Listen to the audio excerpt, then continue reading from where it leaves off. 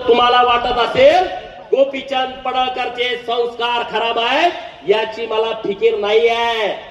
तुम्हाला काही वाटू दे, त्याचं मला घेणं देणं नाही आहे. त्याचं मला घेणं देणं नाही आहे. अरे हम जमाने का ख्याल नहीं रखते, हम जमाने का ख्याल नहीं रखते. क्या जमीर न माने वह सलाम नहीं करते. गोपीचंद पडळकर झुकत नाही, हे यांचं सगळ्यात मोठं दुखणं आहे. अरे पण मी विषय मांडतो त्याच्यावरती बोला ना. मी जे विषय मांडले त्याच्यावरती चर्चा करा ना. मी काय म्हणतोय, महाकाली साखर कारखाना ज्याचं 110 कोटी कर्ज होतं आणि बँकेनं ती विक्री करायला परवानगी दिली, त्यातली 60 एकर जमीन विका आणि ते कर्ज भरा. 30 लाख रुपये दरानं त्यांनी ठरवली. त्या पोरानं, माळ्याची लिंगायताची पोर आहे, त्यांनी 15 कोटी रुपये बँकेकडे भरले. आता उद्या जरी बँकेनं सांगितलं तर 35 कोटी रुपये त्यांची भरायची तयारी आहे.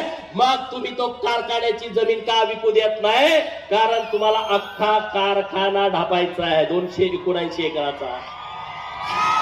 30 लाखानं दर काढलाय म्हणजे विचार करा. कोर्टानं परवानगी दिली, तुम्ही 60 एकर विका. 60 एकरात कारखाना जिवंत राहतोय. 220 एकर जमीन कारखान्याकडे राहते, कारखाना शिल्लक राहतोय. जयंत म्हणतोय नाही, मला अख्खा ढापायचा आहे. माझ्या जतचा कारखाना, अरे दुष्काळातला कारखाना 280 एकरातला, तिथल्या माझ्या आया बहिणीनं गळ्यातलं कुडूक मुडूक मोडून शर्ड मेंढर विकून सभासदाची फी भरली आणि नुसत्या 40 कोटी मध्ये हा कारखाना ढापला. 280 एकर जमीन आहे आणि तिथं 10 लाख रुपयाचा दर आहे. मित्रांनो, 280 गुणुले गुंठे करा आणि गुणुले 10 लाख करा. आणि मग मंगळसूत्र चोर भरा. तुम्ही म्हणताय माझ्यावरती खोटं आरोप करून, तुम्ही तर लगा अख्खे कारखाने ढापता. हा, माझ्यावरती मंगळसूत्र चोरीची तुम्ही केस घातली. तुमचा धंदा तो आहे ना. दुसरं तुम्ही काय करू शकता? तुम्ही लढू शकत नाही. तुम्ही पोलिसांना पुढे करू शकता. तुम्ही काय करू शकता? तहसीलदारांना पुढे करू शकता. तुम्ही काय करू शकता? तुम्ही तलाट्याला पुढे करू शकता. गोपीचंद असं नाही.